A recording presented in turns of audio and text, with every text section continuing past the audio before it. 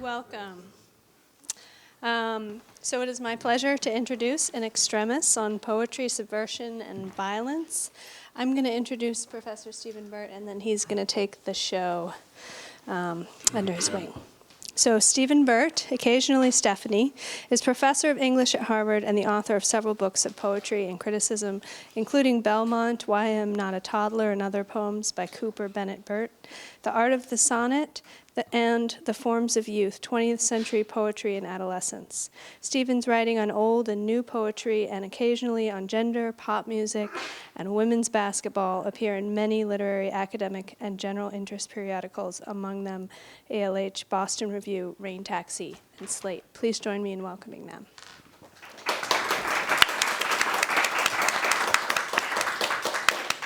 Hi, thank you all for coming out here. Is this thing on? Is it feeding back? Are we good? Thank you all. Yeah? Yeah. It's all good. Yeah. It's all sonically great. Thank you for coming. Thanks to Joyelle and Johannes for coming out here. And thanks to the Woodberry Poetry Room and to Christina and Chloe for setting this up. So for a while, for years and years, I've been reading various projects that are either Joyelle's or Johannes' writings, or are things that they are publishing or sponsoring, or arguments that they are having with other people in the poetry world, and including, I suppose, me. And I'm fascinated, and I am occasionally appalled, and I'm always interested. And I really wanted us to have an event where we could listen to both of them talk about their own work as poets and as fiction writers and playwrights, and as editors and critics and publishers, and see how it all fits together. And I'm going to talk about what they're doing. I hope introduce what they're doing and why it's such a challenge for a couple of minutes. And then they are going to read a couple of their own poems, and then we will have a discussion, and there will be time for questions from all of you. Yeah. So taken separately, Joyelle McSweeney on my right, and Johannes Göransson. Did I screw up the vowels in your name? I did. Not the vowels. The consonants. The consonants. The G is soft. When it's before an it's Göransson. Göransson? Oh, that's pretty good. Göransson, okay. Things that I don't know unless I ask, because they don't have enough languages. And when you actually read a lot of the things that Johannes and Joyelle publish, you will feel very quickly that you don't have enough languages. And of course, no one has enough languages, really. Right. So separately, they do really remarkable and occasionally frightening things. I write in contaminated, ill, struggling, fetid, and fatal forms because that is where I exist and where life is, McSweeney has written. I exist as a spasm, a plasmodial wiggle, and I live in an impossible state. Indiana. Yeah. In her short story collection, Salamandrine or Dream? Well, I just made it up, but I say salamandrine. Salamandrine, which It's could be French. a mineral as well as an adjective. I love this collection. It's part gothic, it's part sort of slipstream. If you're a Kelly Link fan, you should check it out, or a Brian Evenson fan. It is part prose poem, it's part post-religious apocalypse. It's got toddlers who bring about the end of days by ingesting sort of coin-like pebbles, told in fake King James Bible English, and it's got several attempts to find daycare in a war zone, and it's got a kid who looks like a fossil called Death in Life, as in Yeats. And it's also a book that could be read as a set of aphorisms, a set of invitations to demon children. Climb up into my warm mouth, and we will investigate the night together.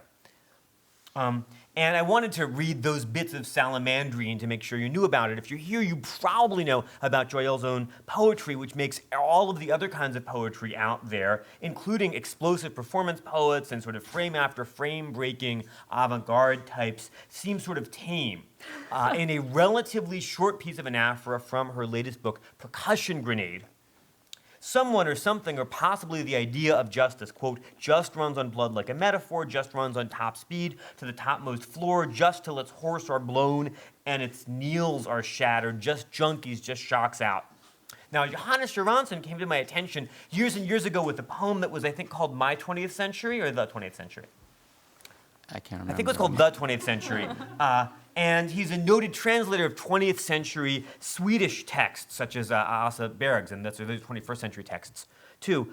He's a noted translator, and he's also prolific on his own. I've been rereading what I think is an unstageable play, although maybe people have staged it, called Entrance to a Colonial Pageant in which we all begin too intricate.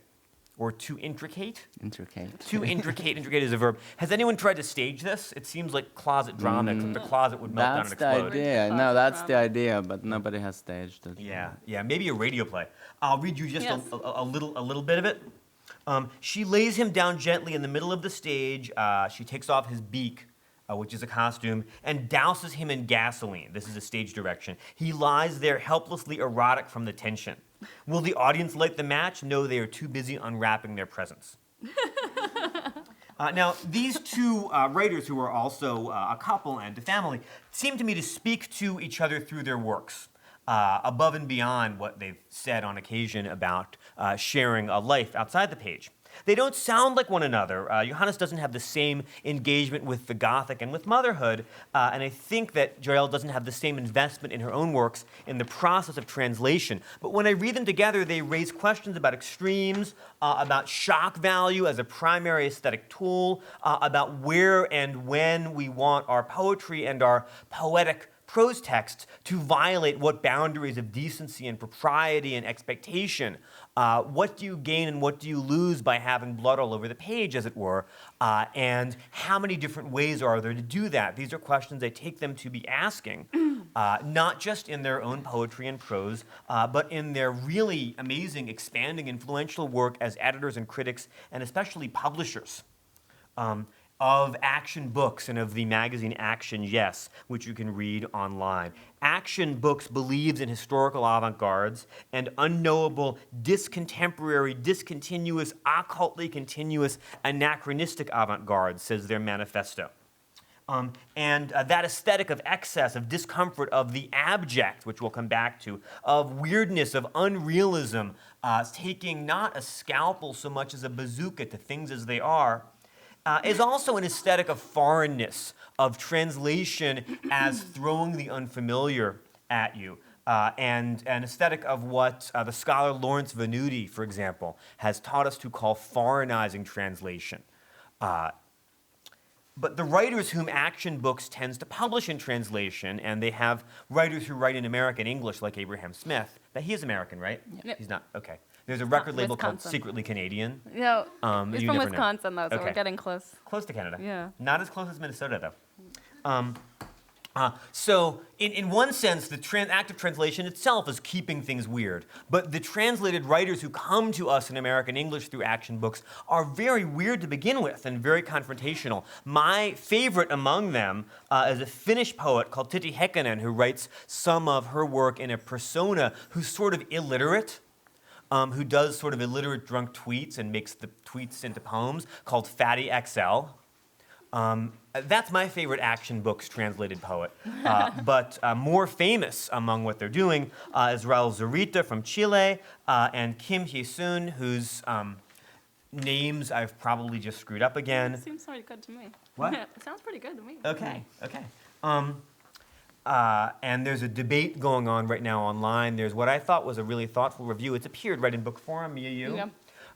about to what extent Americans think her weird violence represents or does not represent Korea in general. And Mia Yu takes the position that Kim Hee-soon is just weird and represents herself. But there's a debate about her Koreanness and her interactions with Korean history. And there's Asa Berg. And lest you think that all the fluids in Berg are blood and gasoline, here's a new Berg poem, a short one in Göransson's version. Heffalump, human-like, responds to the infranormal. Still disappear course of events is a course ahead. It sure is. Yeah.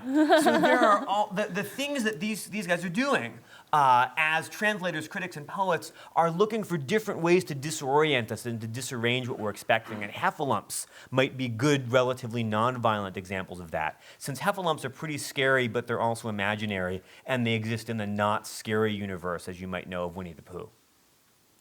So I wanted us to have occasion to think about disorientation and translation and violence as aesthetic effects, as parts of the avant-garde heritage, about where they are in the poetry that we're writing and reading, and how the poets we've brought here tonight use them, and how they think we should gravitate toward them rather than fleeing from them as readers ourselves.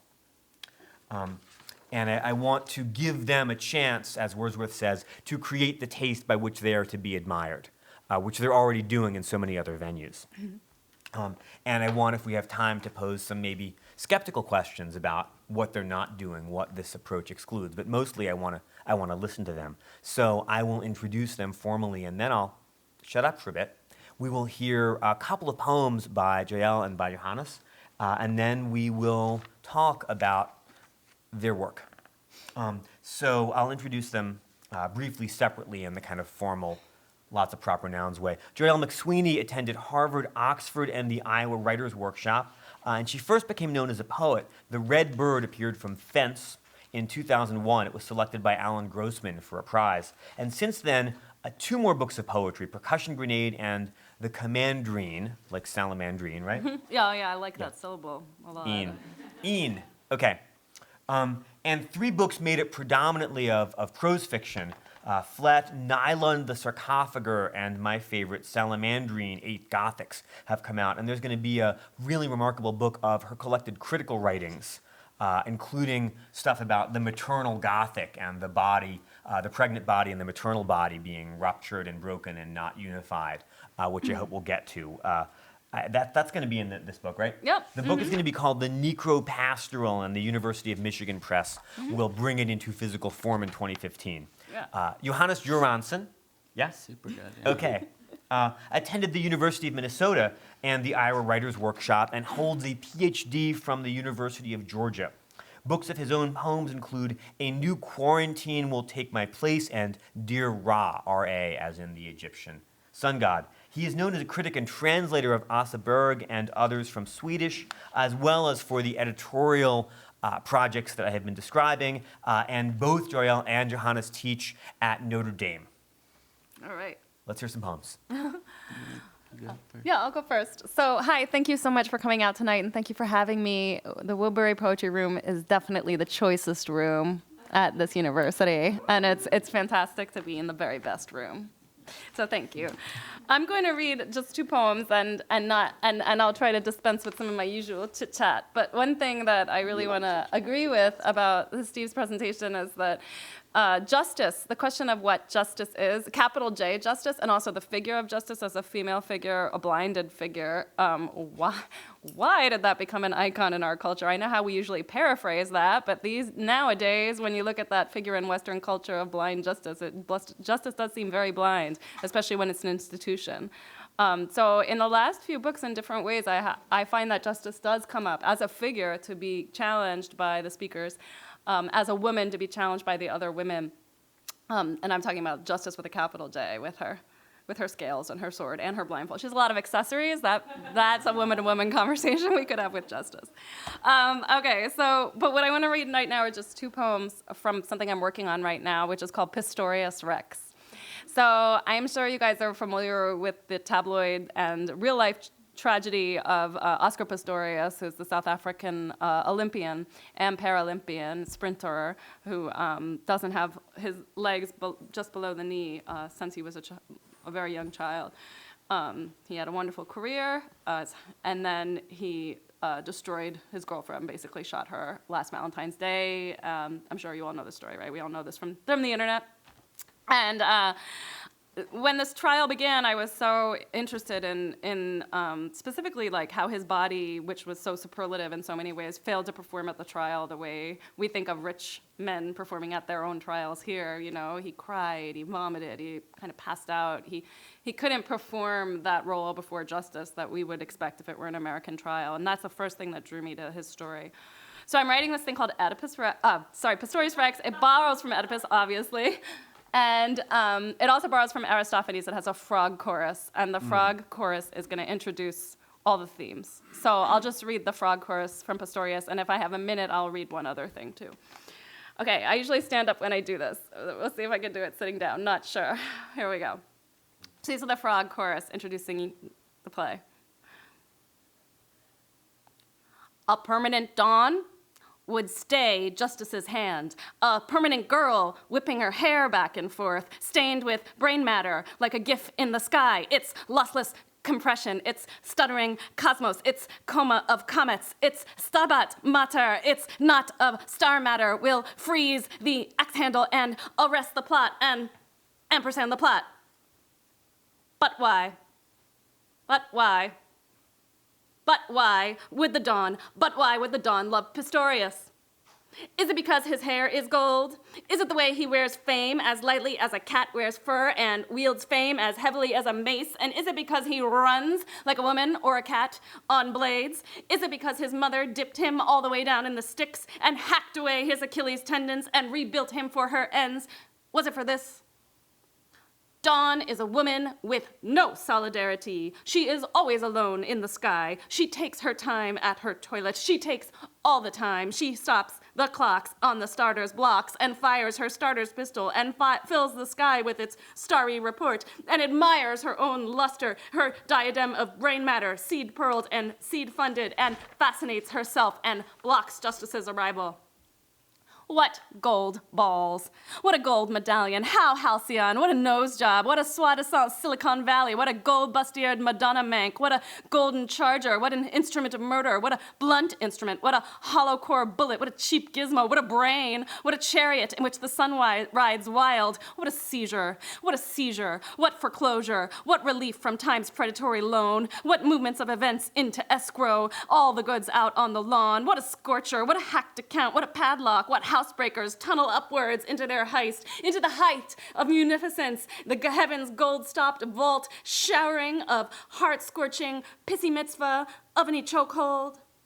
Gold stopped, gold franked, gold locked, gold shut, gold bolt, gold inlaid, gold stuffed, shunted, stunted, gold straights, gold's traits. Everything stilted and strangled, endless conversation with the sun, channels and runoffs, ditches and canal banks, tabloids and bank statements, and stopped-up back-channeled charnel house drains and floodlit garden walls where frogs sit on their haunches as on gold-plated toilets or certificates of patent and scream like blondes. So that's the opening movement. Yeah. And then I'll just read one short thing. So eventually, the dead girlfriend comes back. In this play, the sun, the sun and gold and the alchemical symbol for the sun is all associated with Pistorius, who in real life has golden hair. And the moon and whiteness is associated with Europa. The character Europa is his girlfriend. So she's come back from the dead, but Pistorius doesn't know it. And she's going to try to win over the frogs to her cause. So this is her poem. And then I'll turn the mic over to Johannes. So this is Europa. I have a secret name, Europa. I'm a moon, but not your moon. Also known as Euterpe, urethra, and uterus, luxuria, ulteria, but mostly as Europa because I'm dead and deadly white. I rode off on a bull and was toted west over the ocean, ne'er to arrive, but always to ride shotgun or bitch in transit, as befits a pitiable moon. But now I'm back in my silver shoon, the goddess of extremities, Stella Maris, extreme cinema, what winds up in the winding sheet, the cutting room floor, extremophiles, those little scumclots who live in the nitro vents and the lips of volcanoes and acid ponds. I signal to those indestructibles, those incorruptibles, those incredibles. I drag the river with my negligee. I pull the ocean in my wake. I've exited from orbit. I'm dressed in negative light. I'm heavier than any blonde you dream up. I'm like a floater in the eye, an occlusion in your oculus, the maculus where you kiss the grave, where you degenerate, hold your stigma up. I speck the contact lens of the firmament. Blink, I disappear. Now blink, I appear again. Low-slung spangle, galaxy's garter belt, a tangle of hair which can be airbrushed out with a wink, only to return and ride the sly thigh to the vanishing point of my negligee. I disturb the atmosphere. The earth is huddled in my troposphere under my nightgown skirts. In nightwear, you have to choose between flammability and toxicity. All those little babies born with rocket fuel in their blood now sip flame retardants through their jammies, polybrominated diethyl ethers and chlorinated trees, like frogs. So maybe it comes out about even. A dead center, lead poisoning, a raisin in the sun, shot full of lead, like this. I'm the moon Europa, and I breathe through my skin. I breathe through my eyes. My hectic hair is haptic as a snake, a smartphone, or a pack of frogs reaching their frog legs for the moon. They are sure to join my mission. Frogs come from the moon. Moon calves come from the moon. And tides and cheese and manatees and Ambien and me.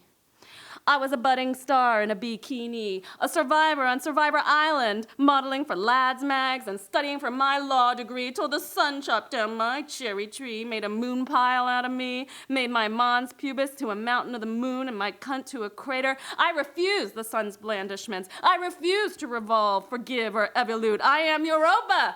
Back from the solar system, I plummet like an anchor of sang-froid. I wear an ice ball for an evening gown, and I bear an iron core.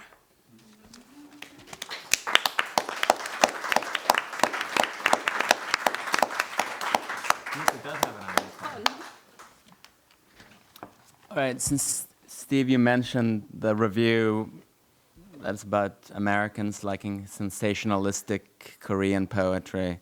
I thought I would just read a little bit here from the Kim Il-sung poem "Pig Pigs Out," which is from a sequence called "I'm Okay, I'm Pig," which is about the slaughter of pigs. Pig pigs out. It's Pig. Pig who has never seen the outside. Oh, it's Pig, depressed Pig. Pig who cries wolf. Pig who has chosen the most terrified pig in the world to be the king. Pig who shouts, "Oh, fantastic sewer," while hugging its pillow. Pig who laughs alone, hoping mommy will get arrested. Mommy who gave birth to Pig, who will pig out till it drops dead. Pig with bloated lips who thinks the whole world is rice porridge. It's XXXL.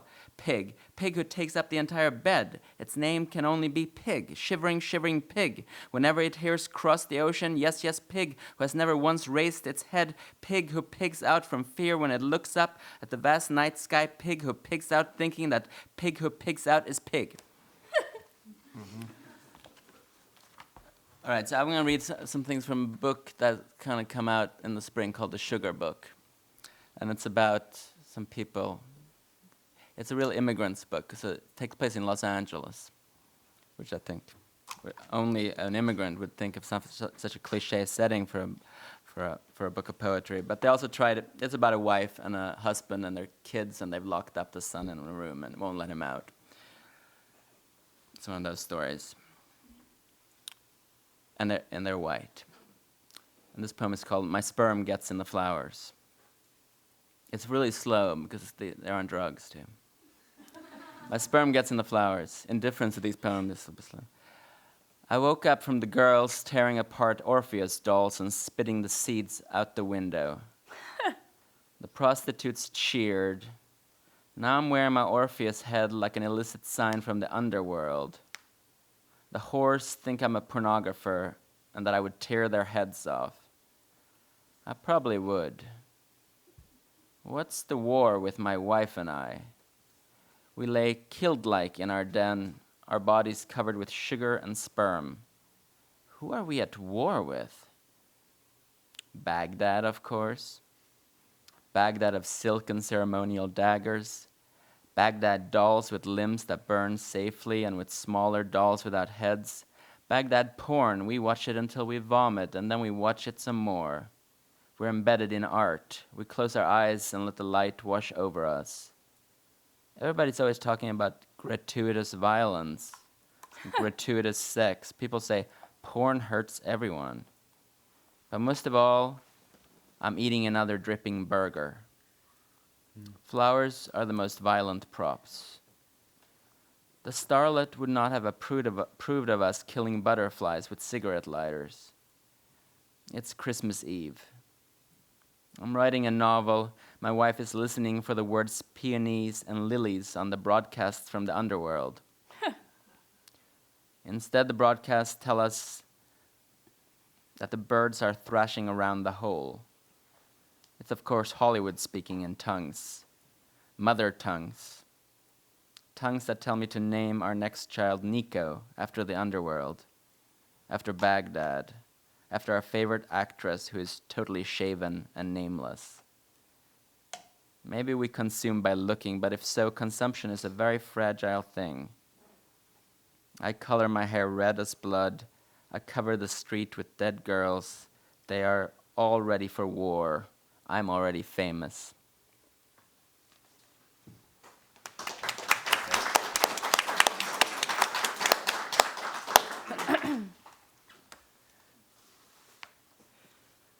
Is it time for leading questions? Yeah. lead Okay, us. I wanted to ask about sort of the origin story of action books, and I'll get to that. But I want to ask about celebrity culture instead, because Johannes, that story,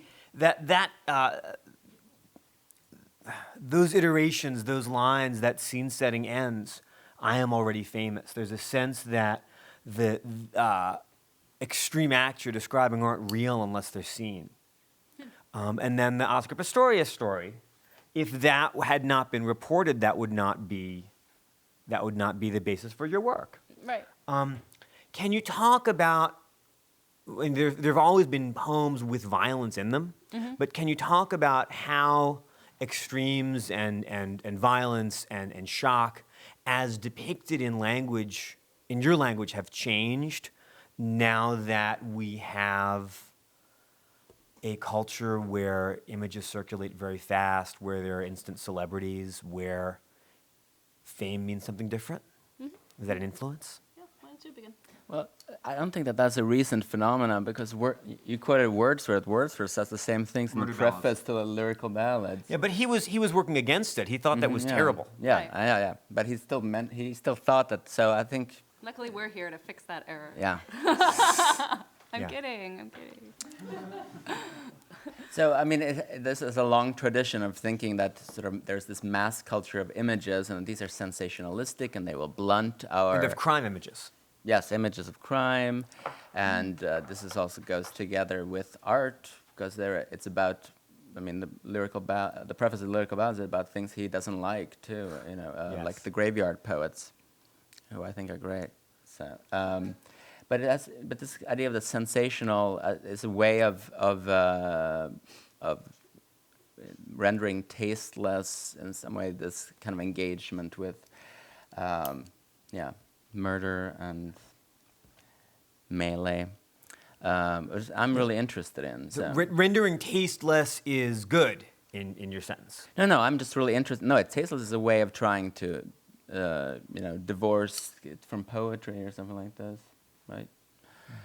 It also seems to be part of dynamics of obscenity that is really interesting to me, which that as much as we're a culture of a lot of images flooding over us, which we probably do, and which I'm I'm interested in. We also have a culture which seems obsessed with obscenity, like everything is obscene and therefore should not be talked about, and that I'm really fascinated by.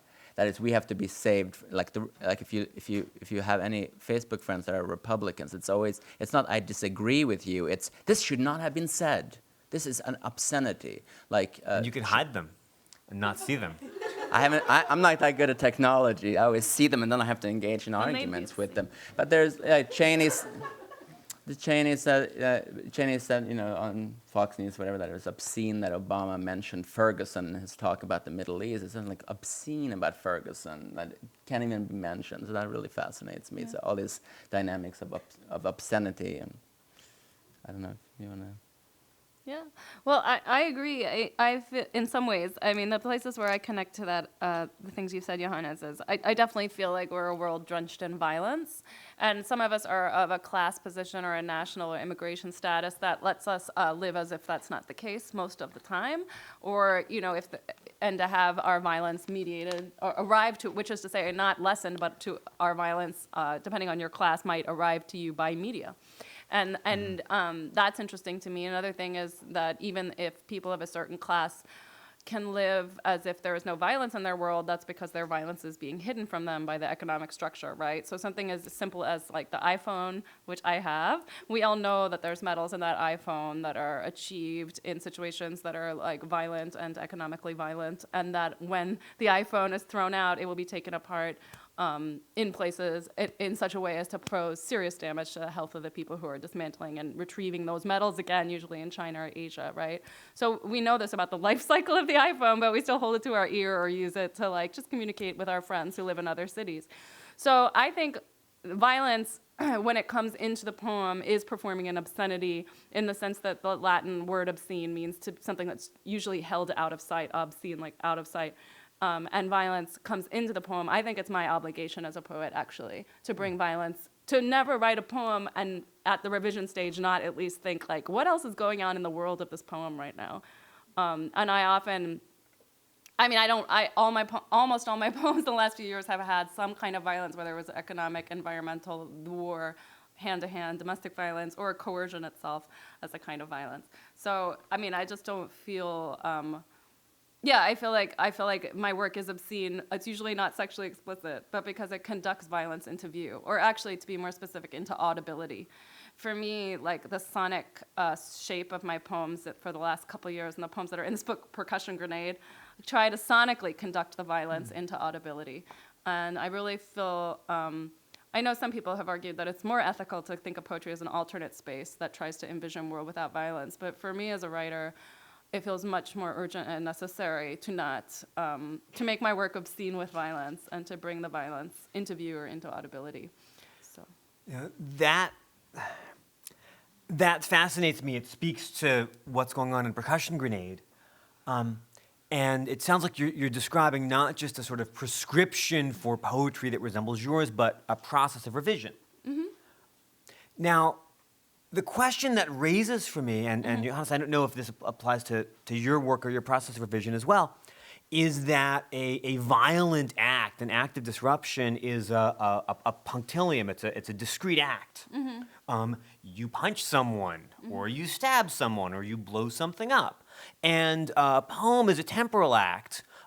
It consists of a series of things said in time, or if not that, then arranged in space on the page. Mm-hmm. So if you don't think that your poem feels finished or aesthetically adequate or just to the world that you're responding to, if there's not some sort of punctus of violence in it. Yeah. But the violence might be sound. It may not be something another person could pick out and say, like, that's a violent image. It might be. Although, and often in your work there are. There's both. But what that leaves me wondering is, what's enough? How does the poem know when it's over? And what is the principle that says, if you have a principle that says, okay, this isn't disrupted enough, this isn't violent enough, this needs to be more out there, put more in, how do you feel that a poem knows when it's over, when it is enough? Well, let's use an example. So the work Pistorius Rex, like that I'm working towards, I wrote a ton and I'm cutting back and I'm going to write for it again. So it's really a work in progress. But it really was the phrase Pistorius Rex that came into my head. So it started with that sound.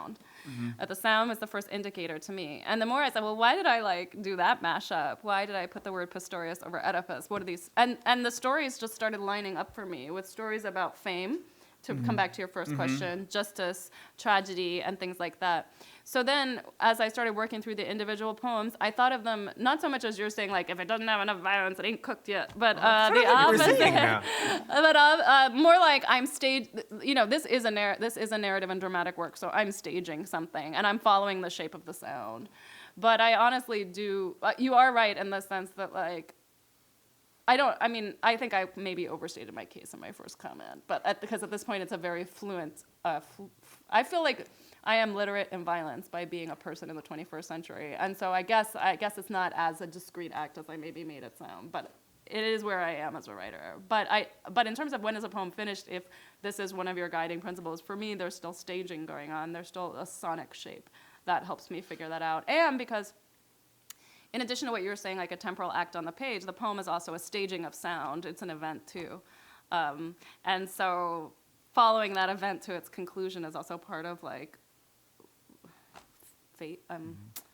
following the poem through, following through with the poem, being legit to the poem too, is to like be the medium by which this poem follows through. It's this event of this poem closes. That makes sense, and the analogies from stage drama are helping me think about how you think. I started thinking that even before I really wrote things that were explicitly plays, which actually started pretty early for me, because I like to perform, and because as soon as I got the opportunity to perform the first book, I realized that reading them live brought a different kind of eventfulness to the poem that was the most exciting part of the poem to me. And also because I got the feedback after I gave my first set of readings when my first book came out, these poems sounded really great. They didn't sound like that at all when I read them to myself. You're really great at performing. And I was like, oh no, there's something wrong with my poems. And because they don't sound to other people how they sound to me. And I really stewed over it for a few years, and then I was like, I'm not Gutenberg. I didn't design the system, and I didn't design our habits of reading that in our Western culture. So I am just going to appreciate live readings for the event that they are, and make them as charged and make them elapse in real time in front of people. So that connects. I'm kind of going from what you said to some other ideas about why staging the poem as a stage or as a staged event has become more and more part of how I think about my writing. And you're saying not only that the analogy of drama is helpful, but that the experience of doing live readings since the Redbird have changed how you wrote. Yeah, I think I have, and I think I've gone from a poet who is always thinking about my first book was Collage Base. It doesn't necessarily look collage, but it was collage from notebook entries, and it was very, as the title tells you, image based, visual, kind of melancholy. The melancholy is gone. The vision is still there, but maybe the volume has been turned up. Do you want to speak to stage drama as an analogy for poetry, to the experience of reading? Yeah, I mean, I've always been fascinated by drama as well, and like I remember seeing Johannes, the screens when I was in 9th grade, the Guthrie in Minneapolis, and that was like for me like a primal scene, primal murder. For this same kind of reason, way that involves the body. That's how I tend to think of poetry as well. Yeah, but the screens also has the screens, right? So it has a page monk that stands up kind of behind the actors, and it has a margin at the top. Yeah, where and the they hang in characters go. So it has some of those too. I want to do a little literary history, and then we can get back to concepts. I won't ask you how you became poets or how you started to write. I won't ask you that. It's a hard question. It is. It's too hard. I do want to know how you met and how you started Action Books, whether there's an institutional founding story of interest and whether it's also your personal story or whether you keep the two stories separate. I mean, it has a lot to do with translation why we started it, because I had translated a lot of Åsa Berg poems, and I thought, amazing, young, super important Swedish poet. Everybody will want to publish this because everybody will want to read this, right? Turns out that's not the case at all. It's like nobody wants it. And then you start looking. People wanted to read it, but not publish the whole manuscript. Usually people would want, people like our age were publishing it online. One or two. In online journals and a few small magazines, whatever. But no, they didn't want to publish the book. And in fact, then we realized that there are very few books that are published in translation in America, and very little of translated poems were part of the discussions like in poetry world, in the official poetry world. But between us, we loved a lot of things we already loved things in translation a lot, and we kind of see, if you don't talk about lineage, a lot of times the people we see ourselves in conversation with or our lineage whatever is often foreign. So then we thought we should start a press, but we also didn't want to start a translation press. There are those, because they tend to kind of create an insular space, I think. Whereas we want to be like, oh, well, there are also American poets we like, and that are in conversation with these foreign poets, and so we brought them together. Yeah, and an excellent thing that's happened. So this is about 10 years ago that we started Action Books, first with 3 books, and sometimes we have 4 or 5 a year, sometimes we're back to 3, whatever we can manage. But in the last few years, we've also had the situation where the translators of the works, who are US-based translators, have written more and more about the books. We've published one of the translators' English language book, Dami Che's debut book of poems and things like that. So our partnerships with the translators has really also grown into view even more like within the press and what the press does and publishes. And that's been really exciting because it feels like we're a phalanx. Yeah, in a good way. There's so clearly from the outside an action books aesthetic, especially looking just at the constellation of poets you're bringing from abroad. Did you know you were going to do that? Did you feel that these were going to be poets who you're bringing into American English from Korea, from Finland, from Latin America, who would have something in common with one another? Or was that Well, accidental? one thing we did from the very start was we are not going to be one of those presses that say, we're open to any kind of work as long as it's the best, because that's always the worst kind of lie. That means suggest that what we would like would be the best, which we think, but obviously not everybody. So we were very explicit about what we were interested in, and I think that detracted a lot of people, but attracted some. And a lot of times our translators have been, people who've come to us and like, you would really like this. And they're right. And they're right, because they've read the other books.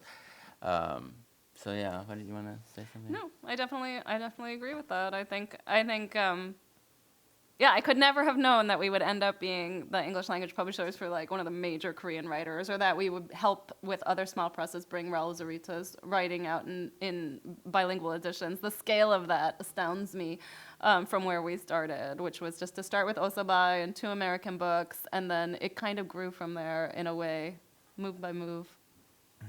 And I know the poet who is called Osabai, is that correct? Yeah, that's how he That's says the it. person whose name is spelled AASE space BERG in English. Is that correct? Yeah. Yeah. And that's someone who's aware of what you're doing and there's feedback. Do you find that with the other poets who you're publishing, somebody like Tete Hekkonen, does she sort of see what you're doing in English and say, oh, I want to be part of that? Yeah. Definitely. Okay. I would say almost all of we have published a few writers who have passed on, but for the living writers, the writers and translators that seem to find their way to us, I have a very close working relationship, really dynamic. So this book, Hiromi Ito, by the Japanese poet Hiromi Ito, her new book, Wild Grass on the Riverbank, is an incredible work about Japanese child migrants in California. But they also might be in Japan, and they also might be dead, or they might be wild grass on the riverbank. So it's kind of got all these hybrid threads moving through it. It's a narrative poem. Her relationship with her translator, they perform together. They have the same kind of rhythmic moves. Their work is so dynamic. They have the same taste. And he's published romantic a book of Japanese poems. Like, he's written poems in Japanese now. So they have this. And she actually says that his is the original. She says that his English is the original of her poem, not the Japanese. So the relationships that our writers have are dynamic and I think pretty intense and unique too. And that's why we try to do a lot to foreground the translators and their work. We're moving from the narrative origin of the press that you run to the way it interacts with other literary institutions. Mm-hmm. We should have this conversation, by the way, for about 10 more minutes, and then we'll take some questions, and we can go to, 7:15-ish? Is that right? Because we started a little late? Yeah. Literary institutions are increasingly online. Mm-hmm. And you have 2 separate things that are online. Action Yes, which is a proper quarterly that's an online magazine, and Montevideo, which is more of a blog with contributors. Yes. Can you talk about how those have evolved and how the sort of international feedback that you get on one affects the other about those literary institutions? Go ahead. Well, as should become clear, is that we're not well all organized. We don't have plans. It just kind of evolves. At some point, we started with the press, and then we thought there's so much great stuff out there, we can't publish it, but we'll put it online, and we made Action Yes. And then at some point, we had too many opinions, so we made a blog where we opinionate Montevideo. And we invited a bunch of people to join with us because we wanted it to be a conversation, where we could all kind of expand our ideas together. Yeah. And yeah, it's interesting. I mean, I think I'm really interested in the kind of cross-national exchanges that happen as a result, and it's fascinating to go to like Finland. Like when we went to Joyelle gave the keynote at some Finland poetry festival. I did. It was me and a pro-meat activist. Former punk rock singer too, and it was just fascinating to like people who, from Finland had read it. There were people from Croatia, whatever, when they write us emails and then. A pro-meat activist is someone who does not want Finnish people to all become vegetarian. Is that No, what it is? yeah, he's like a tail to snout kind of dude. Butcher your own meat, eat all the meat. Eat all the meat, Go but eat hunting it in the slant. woods. Okay. Success in reindeer lies. Exactly. Back to Finland and Fatty XL, the illiterate, amazing, haunting, covertly lyrical, I would, Yes, for would sure. argue, alter ego of this Finnish poet. That's a persona, and there are other extreme personae talking plants, I guess, in the Hermaitu book.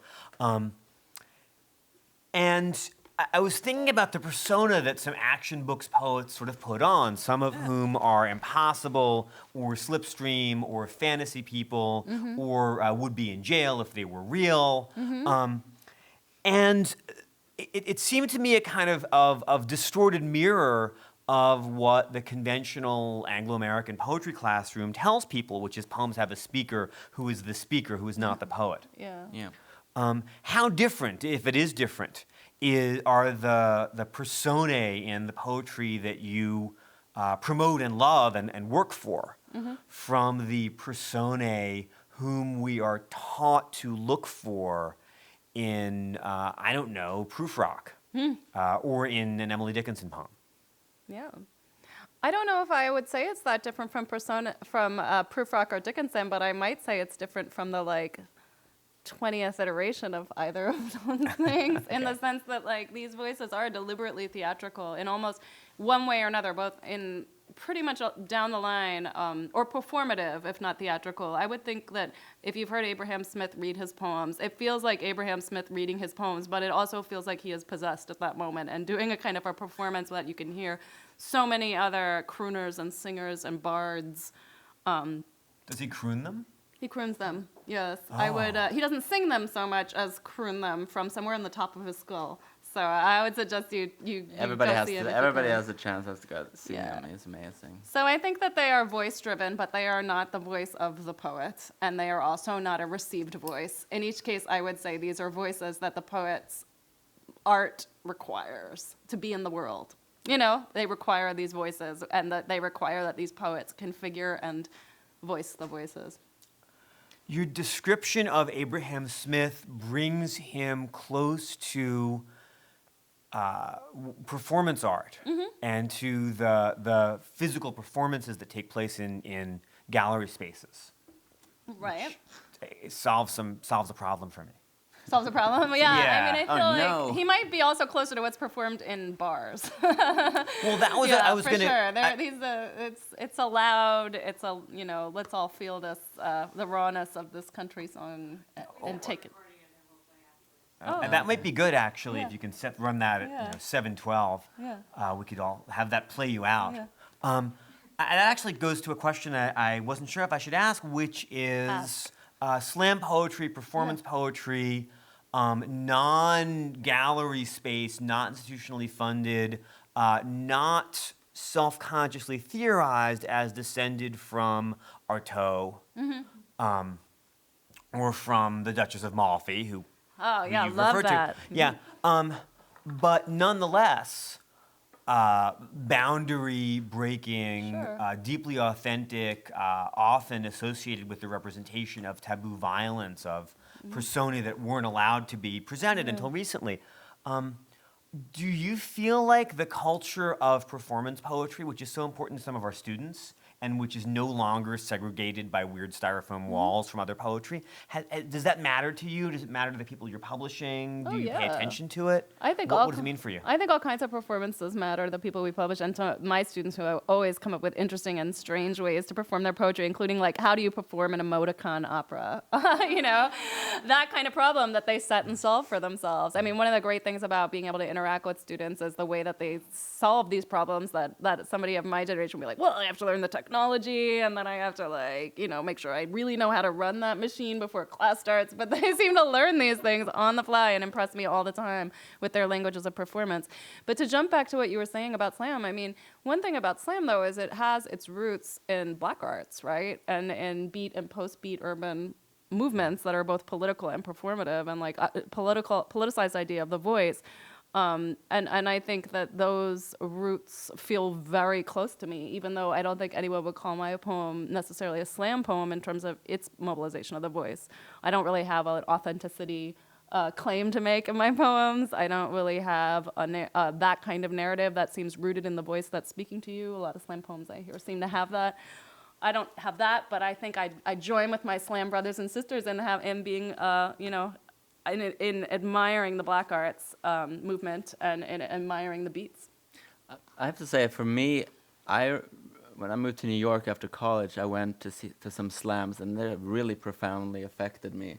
Where I was like, oh, I want to write poems too that will have a kind of visceral impact. I mean, I totally dislike a lot of because I actually don't think they're that taboo a lot of time. A lot of time they're kind of touchy-feely, and they're about they like have their own conventions. Be nice to children and stuff like that. But the So kind they'll of be nice to you. but the kind of visceral impact I think the lot of them was very appealing to me and made me totally change the way I wrote or was part of that. So. I like the analogy that is developing between the effect of performed poetry right now and the effect, integration is a loaded word, but maybe it's the right word, what happens with African American poets who grow up with and after the Black Arts Movement, saying, wait, this used to be the enemy of this other stuff that came in authorized books, and now maybe it's not. I think It's so. still I heard a certain professor say, I might have misheard this, but when I was watching some PBS one time, that black arts was a movement that went nowhere. And I think this professor, who I will not name, that it failed. And he was saying because of its anger, because of its politics, because of the way the anger became exclusionary as much as it was inclusive. But I think it is wrong to say that the Black Arts Movement went nowhere. I think that the legacy of the Black Arts Movement is the liveliest part of American poetry, the poetry that gets teenagers and people to want to perform together. I think that's the legacy of the Black Arts Movement. That is a generous, plausible argument. It depends, I suppose. And actually another panel, another event that should perhaps take place here in February. I had, an hour more of questions for you, and I'm not going to do that to you. I am going to ask you about teaching, though. I'm going to quote an essay that actually these guys have co-written. The classroom should fall apart. The walls should fall open. Boxcars. That's Ginsberg, right? Yeah. Boxcars, wherever they were. Try on the roles of sideshow barker, treasonous orator, persuader, dissuader, sociopathic CEO. This is an essay about how to be a poetry teacher and a creative writing teacher, I assume at the University of Notre Dame. Yeah. How do you put that into practice? Well, here's something I did. I gave my students, when I taught Osabai last week, and I gave my students the homework task, these are undergrads, the homework task of writing as if they were an ecologist, like writing an ecology of this book. So what are the dominant life forms? What are the predator? What are the prey? But it had to be things like, what color is the predator color? So that it accounted for aesthetics. And so I think actually some persona work can help students, because my students, they're really bright, they're really bookish. They don't necessarily think they know how to approach a poem, but they totally do. So, bringing the play of poetry even to the discussion of literature, it seems like makes up for a lively classroom where the students go further than I think they might if they were just learning, little things that I set for them to do week by week so that they had something like a portfolio at the end. Instead, we have to kind of rip open even how that we expect the conversation to go. Then they're writing verse plays next week. They're going to read Langston Hughes' Scottsboro Limited as one of their, as well as Under Milkwood.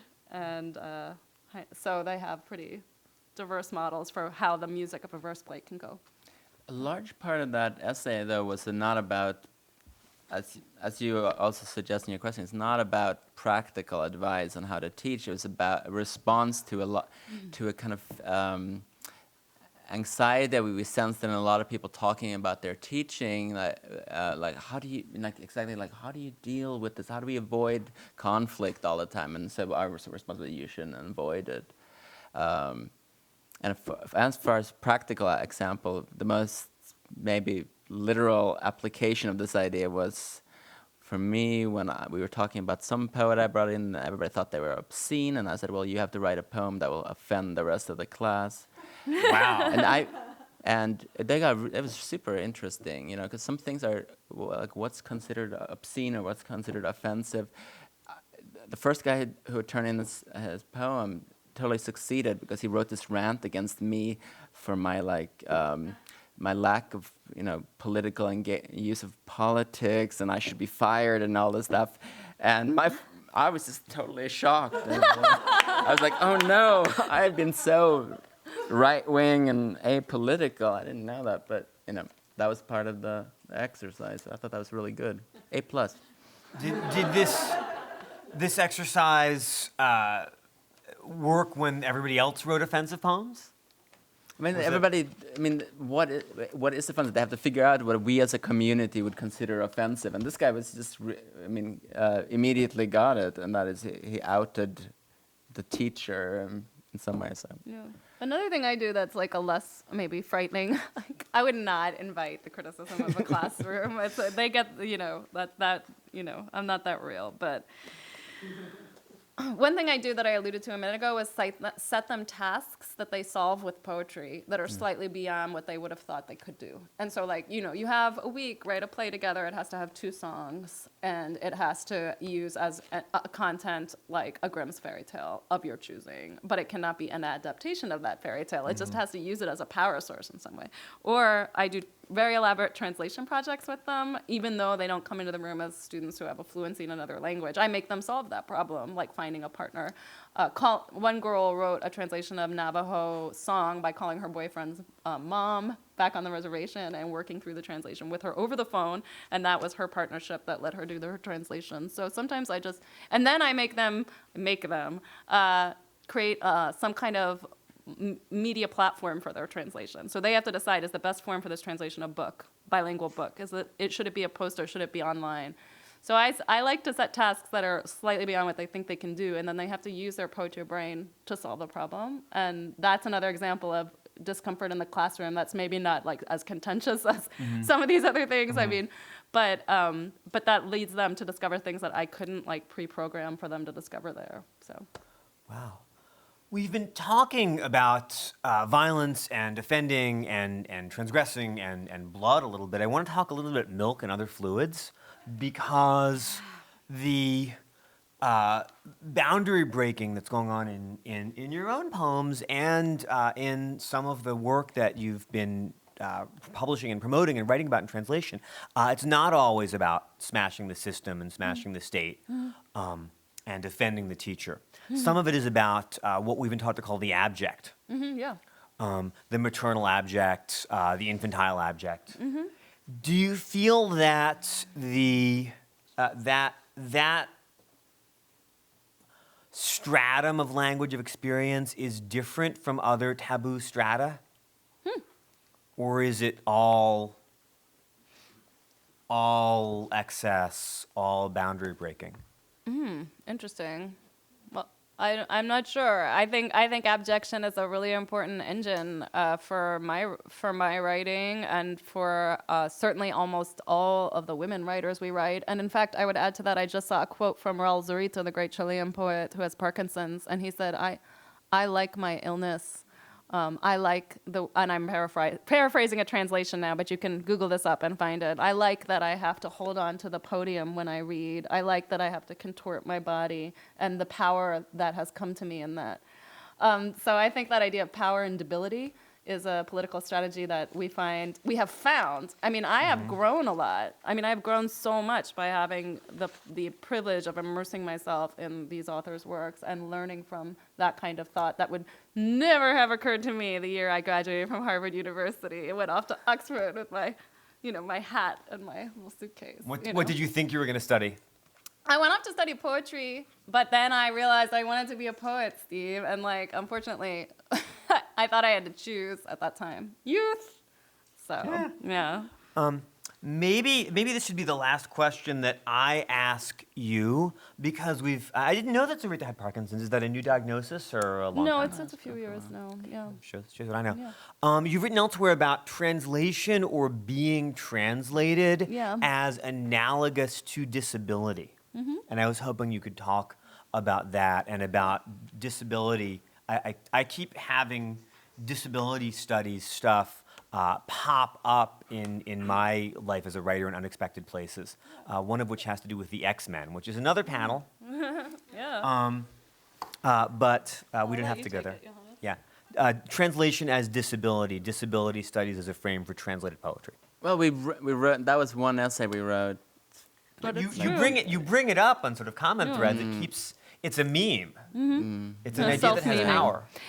Yeah. I think our idea was that the translated text in American culture, in American literary and scholarly culture, has a very secondary or dubious position in the sense that it seems to be doing too much or not enough. And I think that maps very well into how disabled bodies are also perceived by the culture as lacking something, but also perhaps having some kind of strange energy that a disabled body might bring to this activity that makes us uncomfortable and wish that disabled body weren't there. And so I think translation, for example, in an English department is very problematic. Your English professor colleagues may wish that you did not include translation. Translation in your dissertation is problematic unless you know the original language. So this kind of like way that translation disconcerts the way literature is talked about in our country, I think, is actually analogous. The way that doesn't seem finished. But we don't really know. This kind of curiosity and desire to limit that people have about disabled bodies, I think, is mapped onto translation. Yeah. And your piece on this appears before the sort of doorstop Andrew Solomon book about that's a sort of piece of journalistic interviewing of people with disabilities. And I have one last thing to say on that, which is that I am not wearing my hearing aids tonight, but I actually, after being this rabble-rouser about translation and and disabilities and getting kind of involved in disability studies, that I started to lose my hearing, which is an interesting thing. I mean, one tenet of disability studies is that disability is not an absolute category; it's a temporal category. We're all going there if we aren't there yet, and so that was an interesting flipping around of the coordinates of my life, was to cross that axis. Even though I can function with microphones and someone's sitting right next to me, I wear them. I'm supposed to be wearing them all the time, but specifically for coursework, for discussions with my students. So that's an interesting way these things deploy in your life. Yeah. Wow.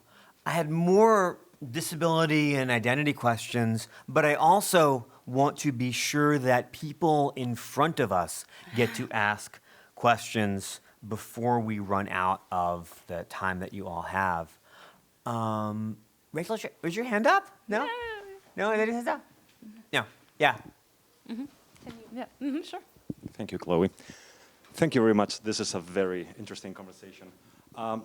It so happens that I'm right now teaching a translation workshop called Displacing Spain.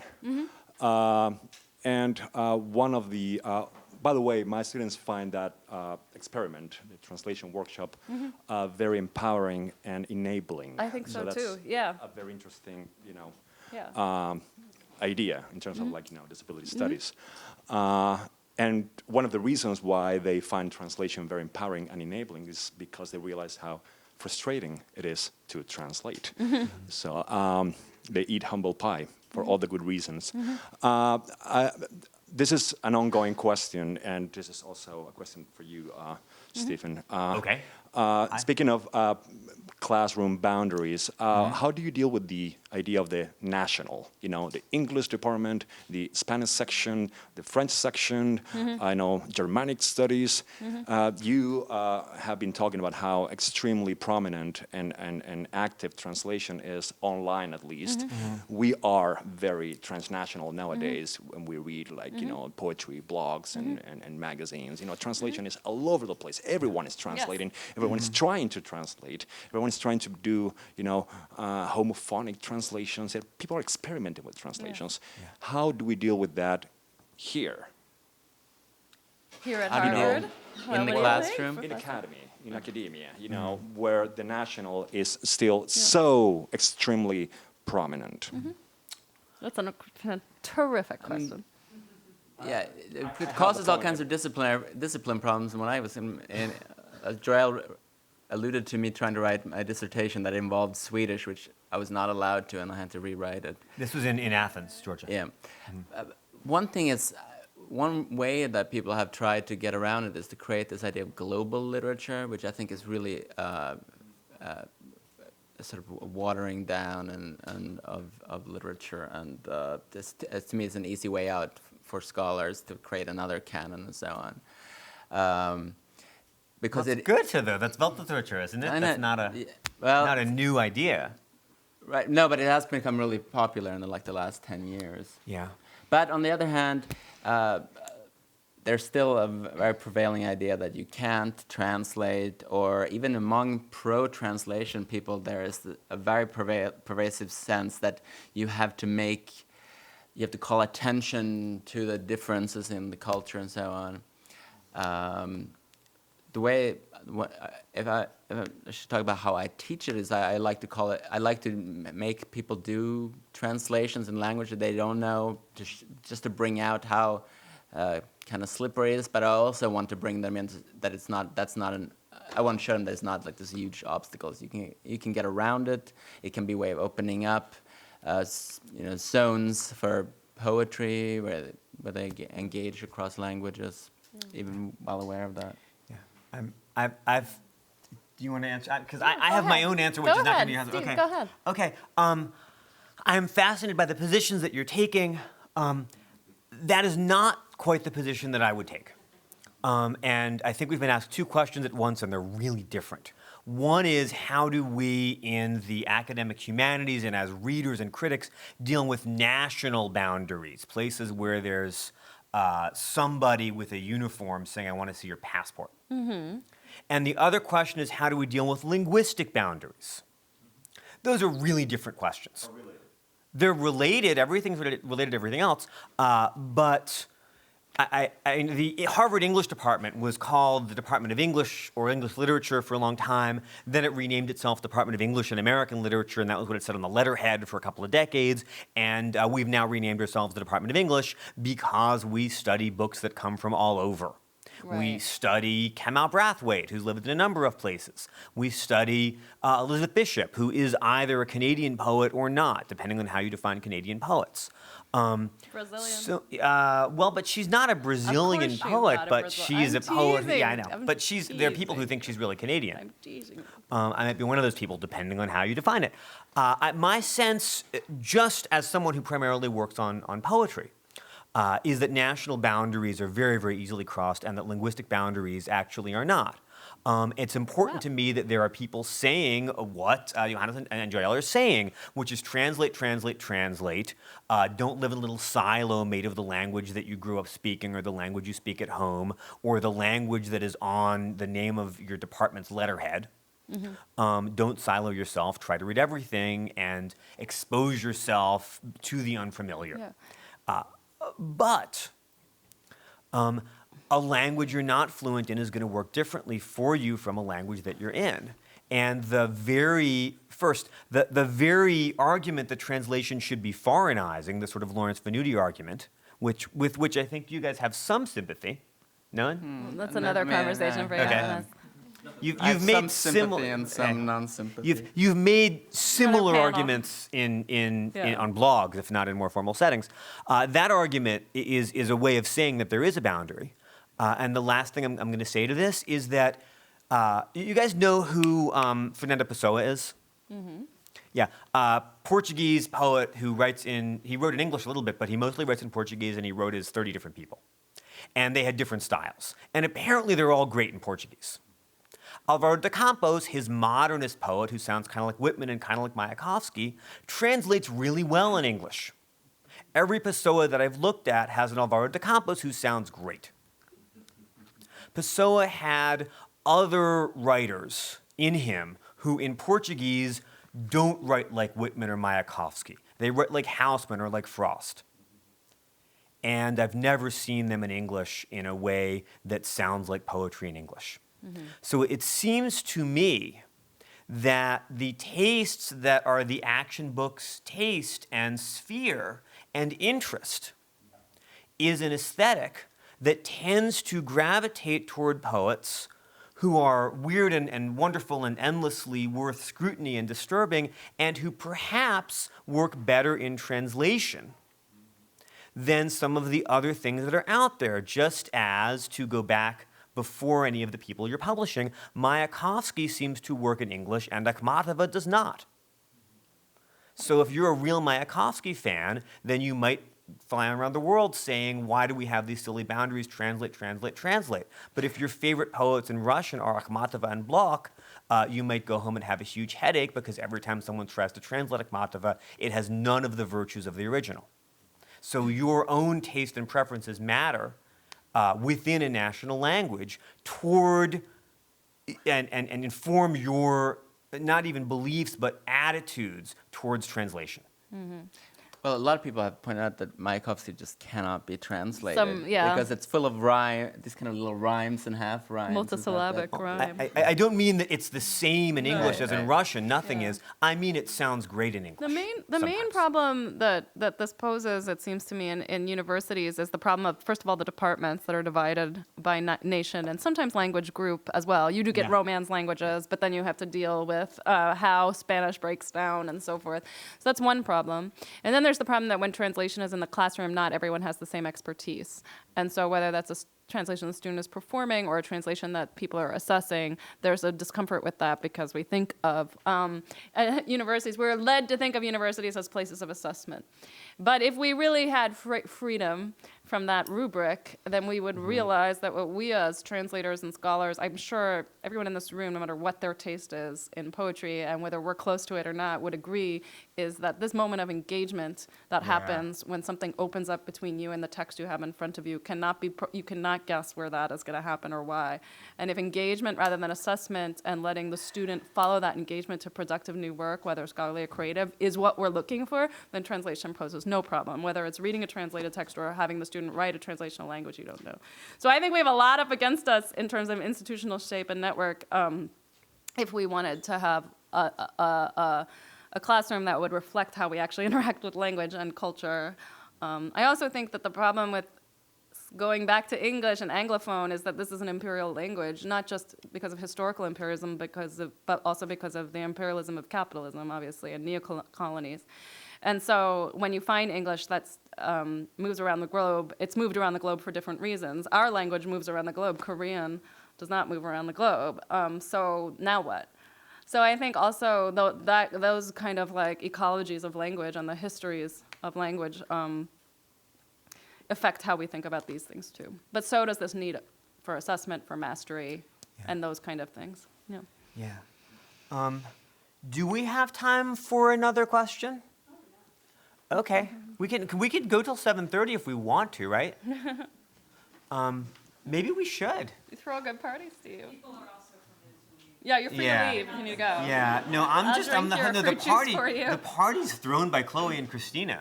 I love doing Woodberry Thank events. you, Chloe and Christina. Hooray. All right. So, Hi. Yeah. So anyway, I recently wrote a book in Spanish. The Spanish is my mother tongue. It just recently got published, but I have been working on English version of it. Mm-hmm. But I find that that the book takes another Tone, maybe? tone, Yeah. definitely like another. It sounds different, and it's not just because it's in English, but because I find that. So I started wanting to do the best of I could as a translator, but then and I've done translation in other places, but for my book I wanted to do it as I do it in other ways, but then I found that it just, the emphasis of things, of the ideas changes. The emphasis is no longer the same. Mm-hmm. So I find that it's becoming a different book. Mm-hmm. But I know that the basic premise is the same. Mm-hmm. But then it's definitely another book. Yeah. And it wants, wants different things, and it wants a different voice, and it wants more of certain things than the Spanish version.